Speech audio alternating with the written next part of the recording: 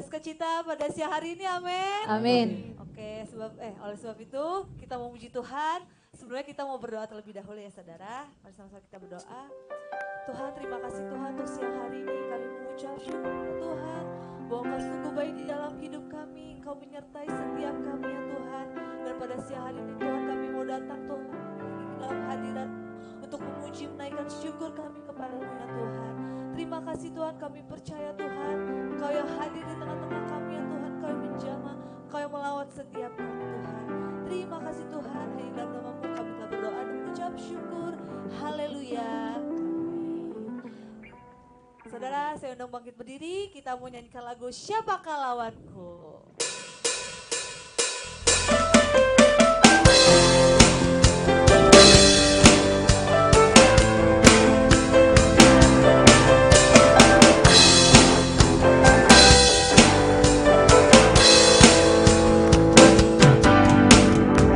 Ku bawa jalan dengan kuasa di dalam iman. Bukan berkata, kau di pihakku, siapakah lawanku?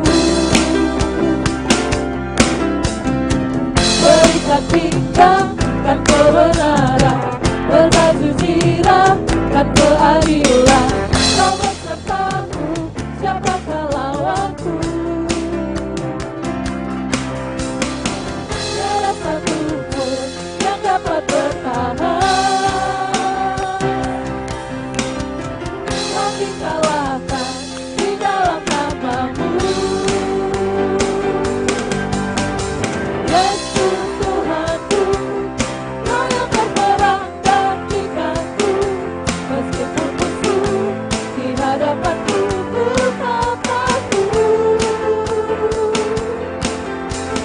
Yesus Tuhanku, Kaulah sumber kekuatanku, pengharapanku, untuk batuku kemenanganku.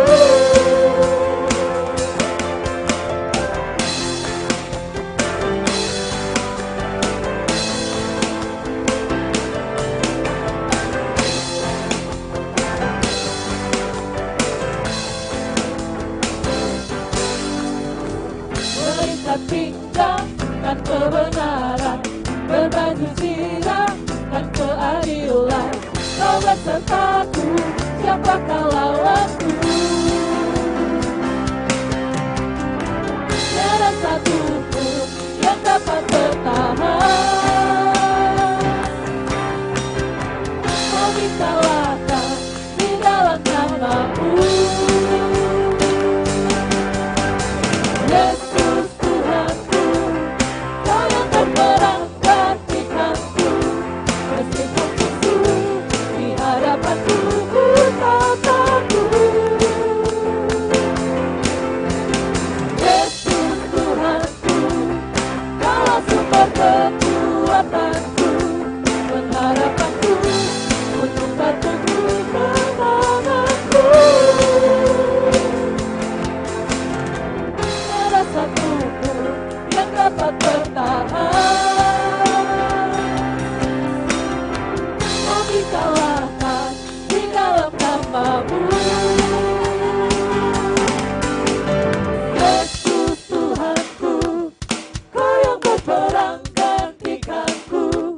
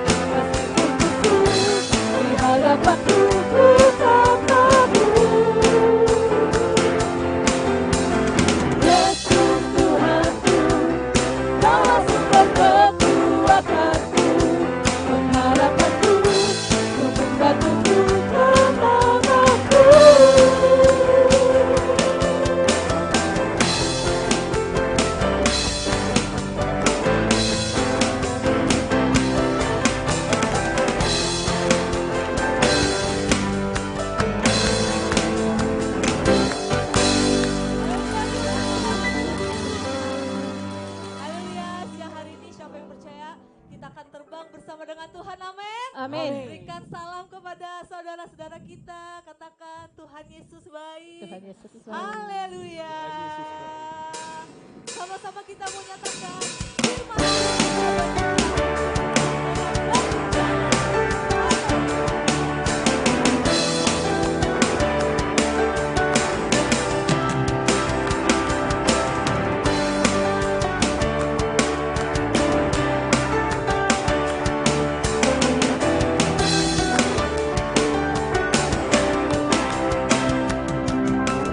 Firman-Mu Tuhan, luka bagi kakiku. Janji-Mu, terang bagi jalan-jalanku. Kebenaran-Mu, menuntunku tiap hari. Ku menantikan-Mu, beri kekuatan baru. Ku kan terbang tinggi di awan bersama-Mu dalam kemuliaan.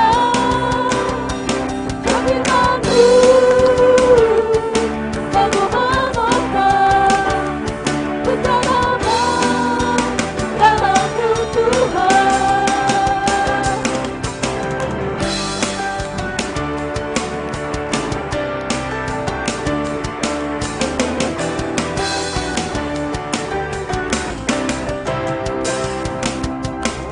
Firman-Mu Tuhan, kita bagi kakiku.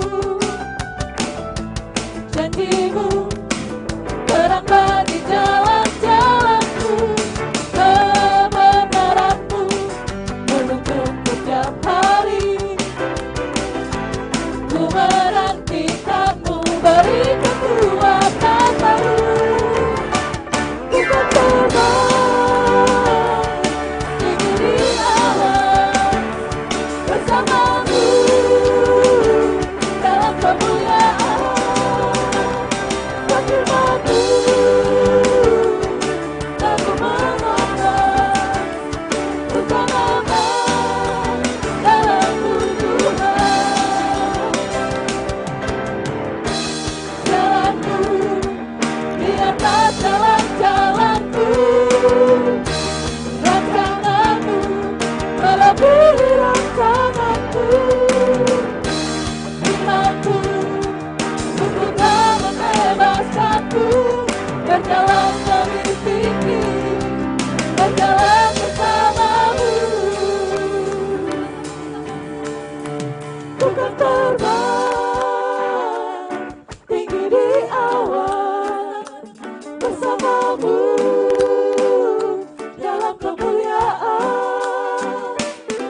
Firman-Mu teguh menopang, bukan aman dalam-Mu Tuhan. Ku kan terbang tinggi di awan bersama-Mu dalam kemuliaan. Firman-Mu teguh menopang, bukan aman dalam-Mu Tuhan.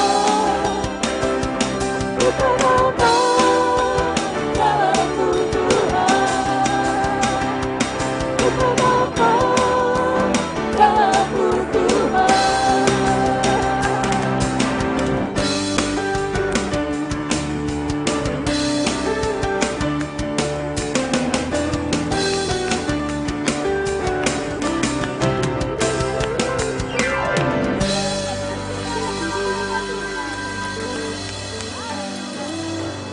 Silakan duduk kembali Bapak Ibu Saudara.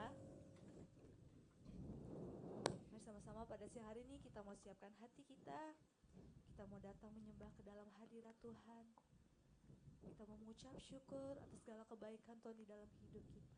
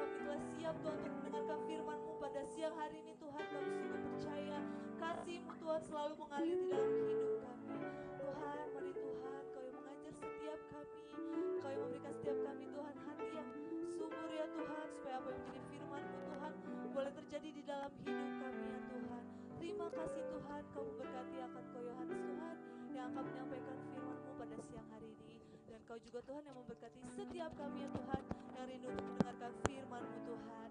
Terima kasih Tuhan, hanya di dalam nama-Mu kami telah berdoa dan mengucap syukur. Haleluya. Amin. Saya serahkan kepada Ko Yohanes.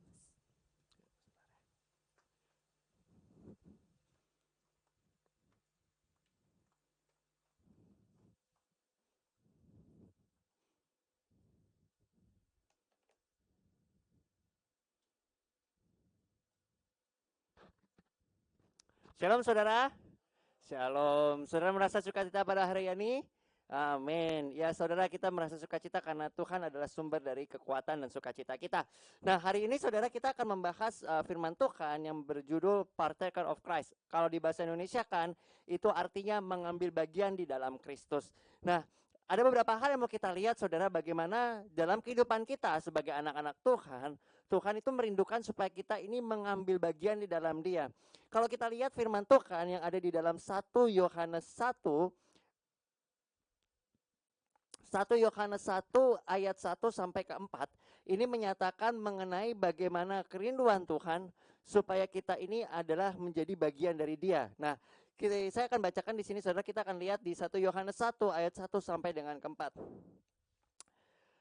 Apa yang telah ada sejak semula, yang telah kami dengar, yang telah kami lihat dengan mata kami, yang telah kami saksikan dan yang telah kami raba dengan tangan kami tentang firman hidup, itulah yang kami tuliskan kepada kamu. Hidup itu telah dinyatakan dan kami telah melihatnya, dan sekarang kami bersaksi dan memberitakan kepadamu tentang hidup kekal yang ada bersama-sama dengan Bapa dan yang telah dinyatakan kepada kami.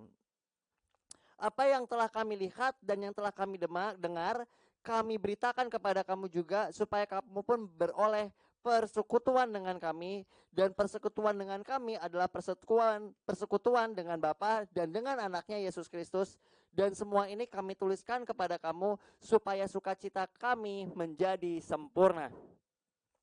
Di sini firman Tuhan menyatakan bagaimana penulis ini, kalau kita lihat latar belakang dari penulis, dia bilang kan kami telah melihat. Ini adalah seseorang yang memiliki kehidupan yang dekat dengan Tuhan, yaitu salah satu rasulnya Tuhan, yaitu bernama Yohanes. Makanya kitabnya namanya 1 Yohanes saudara.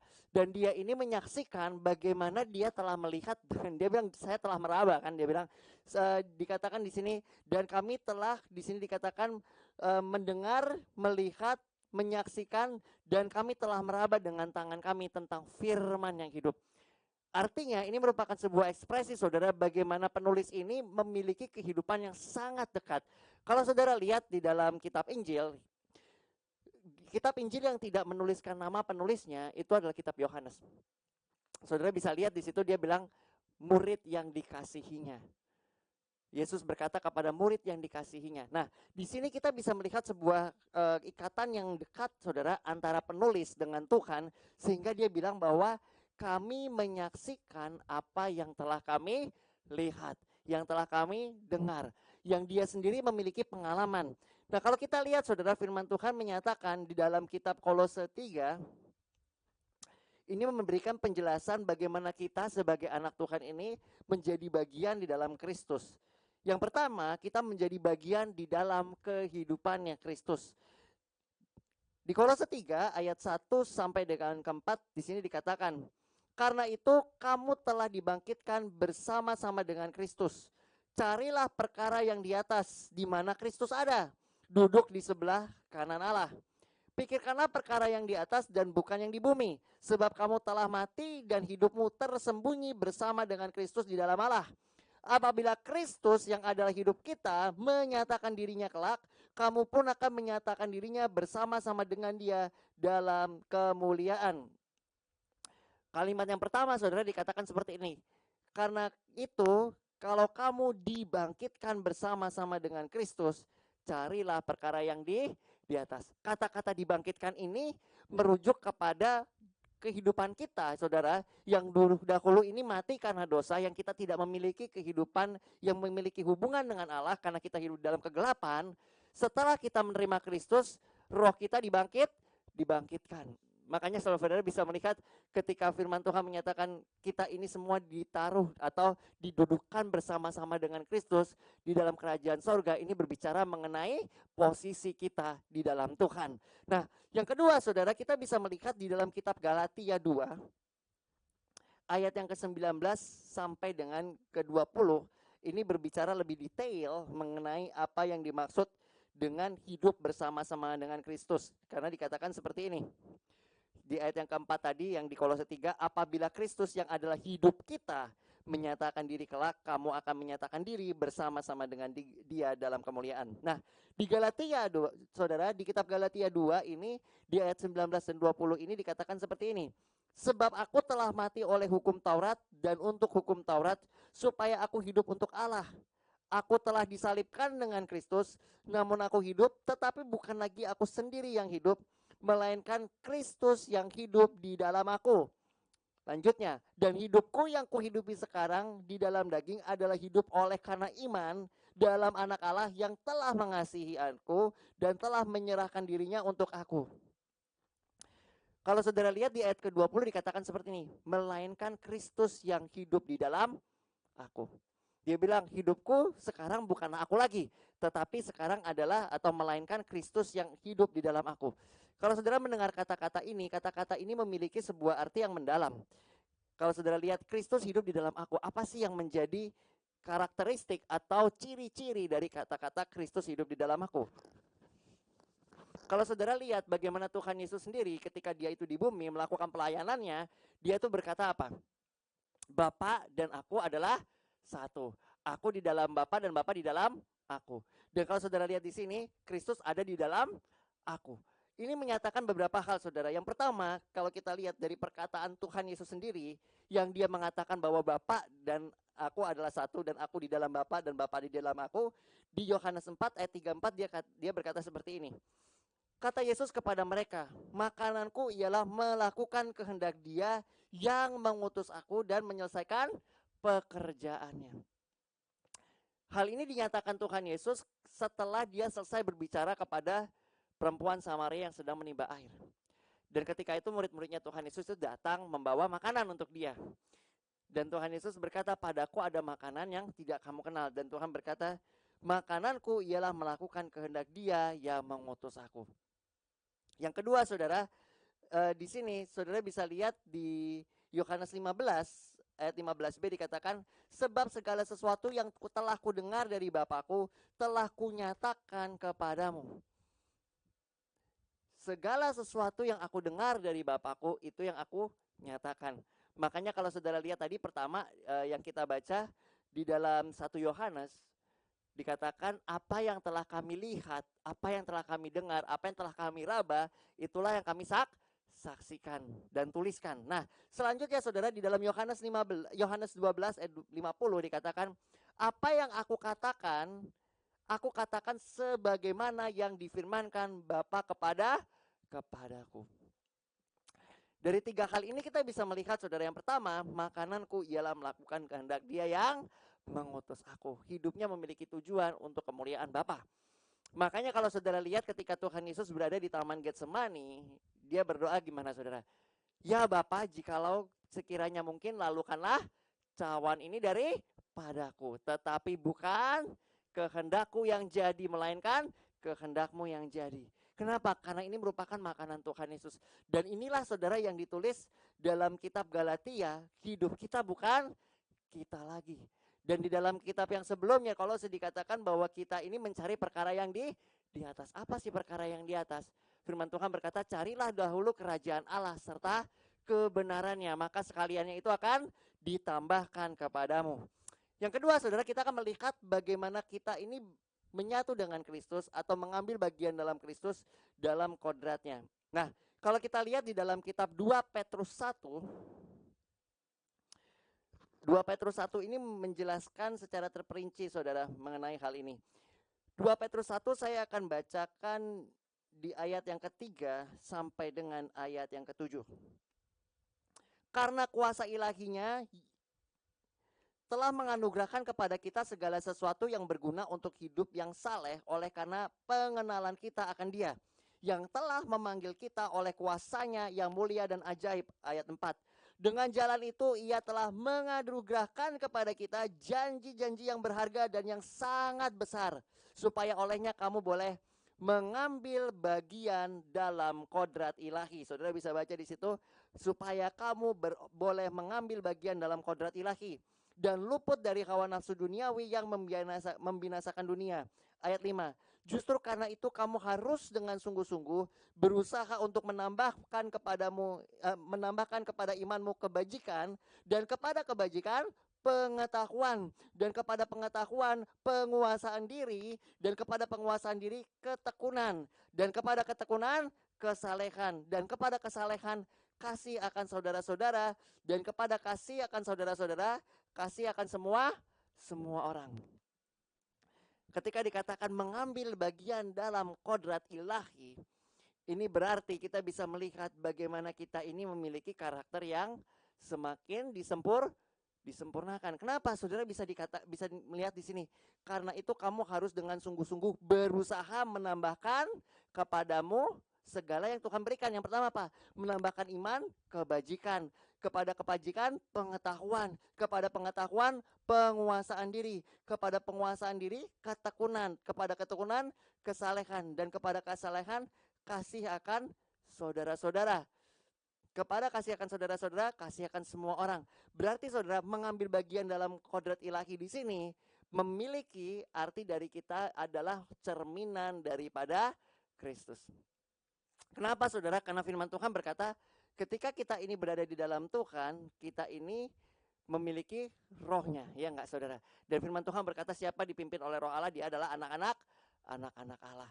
Nah, di sini kita bisa melihat saudara bagaimana hubungan dengan Tuhan itu membuat kita semakin lama semakin seperti Kristus. Kalau saudara lihat firman Tuhan berkata, jangan sesat sebab pergaulan yang jahat merusak kelakuan yang baik. Benar ya saudara ya? Kebalikannya, kalau kita bergaul dengan Tuhan, maka kehidupan kita ini bisa sama seperti Tuhan. Makanya saudara bisa lihat ada beberapa orang saudara yang saking bergaul eratnya dengan Tuhan, dia itu diangkat oleh Tuhan. Dan kita ketika kita mau terus bergaul dengan Tuhan, kita memiliki janji Tuhan bagaimana kita akan dimuliakan bersama-sama dengan dia. Selanjutnya saudara kita akan melihat bagaimana kita mengambil bagian yang ketiga adalah dalam pengudusannya. Apa ini maksud saudara? Kita akan melihat di kitab Yohanes 17. Yohanes 17 ayat yang ke-19 sampai dengan 20.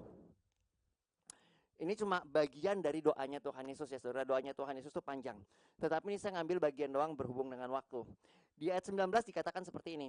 Dan aku menguduskan diriku bagi mereka, supaya mereka pun dikuduskan dalam kebenaran. Ini Tuhan Yesus berdoa sama untuk murid-muridnya kepada Bapa. Dia bilang begini, sama seperti engkau telah mengutus aku ke dalam dunia, demikian pula aku telah mengutus mereka ke dalam dunia. Dan aku menguduskan diriku bagi mereka, supaya mereka pun dikuduskan dalam kebenaran.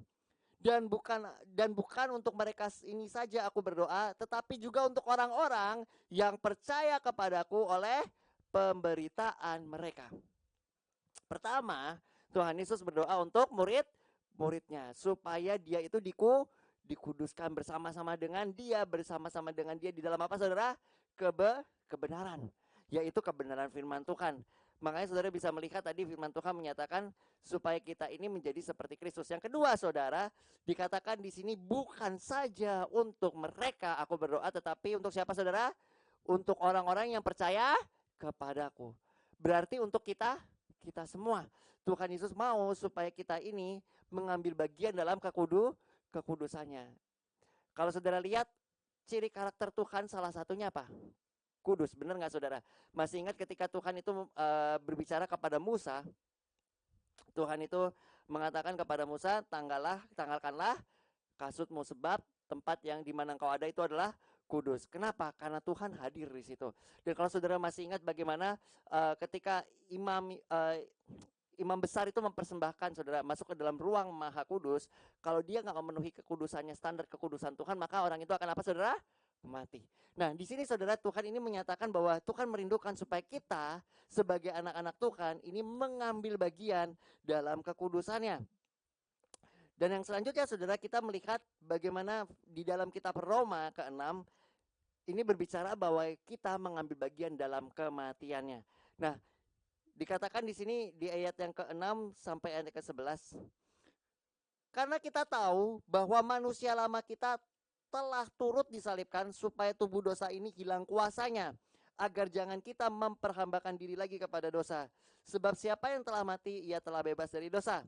Jadi kita yang telah mati dengan Kristus, kita percaya bahwa kita akan hidup juga dengan Dia. Ayat 9. Karena kita tahu bahwa Kristus sesudah ia bangkit dari antara orang mati, Dia tidak mati lagi. Maut tidak berkuasa lagi atas Dia. Sebab kematiannya ialah kematian terhadap dosa satu kali untuk selamanya, dan kehidupannya adalah kehidupan bagi Allah. Demikianlah hendaknya kamu memandangnya, bahwa kamu telah mati bagi dosa, tetapi hidupmu bagi Allah dalam Kristus Yesus. Dan ini berkaitan dengan poin yang sebelumnya. Poin sebelumnya berbicara mengenai kita mengambil bagian dalam kekudusan. Dan di sini kita hidup mati bersama-sama dengan Tuhan. Ini berbicara mati akan kehidupan kita, akan diri kita sendiri. Makanya firman Tuhan menyatakan bahwa kita telah turut disalibkan. Kata-kata turut disalibkan ini berarti mengambil bagian. Dalam apa saudara? Dalam kematiannya. Supaya apa? Dikatakan supaya tubuh dosa ini hilang kuasanya. Dan di dalam Filipi 3 saudara, ayat yang ke-10 dikatakan seperti ini. Saya akan bacakan sampai ayat ke-14. Yang ku kehendaki ialah mengenal Dia dan kuasa kebangkitannya dan persekutuan dalam penderitaannya, di mana aku menjadi serupa dengan Dia dalam kematiannya. Lanjutnya, supaya akhirnya aku beroleh kebangkitan dari antara orang mati. Bukan seolah-olah aku telah memperoleh hal ini atau telah sempurna, melainkan aku mengejarnya kalau aku juga dapat menangkapnya. Karena aku pun telah ditangkap oleh Kristus Yesus. 13. Saudara-saudara, aku sendiri tidak menganggap bahwa aku telah menangkapnya. Tetapi inilah yang aku lakukan. Aku akan melupakan apa yang telah di belakangku dan mengarahkan diriku kepada apa yang di hadapanku. Dan berlari-lari kepada tujuan untuk memperoleh hadiah, yaitu panggilan sorgawi dari Allah dalam Kristus Yesus. Jadi dikatakan seperti ini saudara, bagaimana Dia ini ingin untuk menjadi satu atau mengambil bagian, bukan hanya dalam kebangkitannya, tetapi dikatakan juga dalam kematiannya. Dan di sini dikatakan juga seperti ini saudara.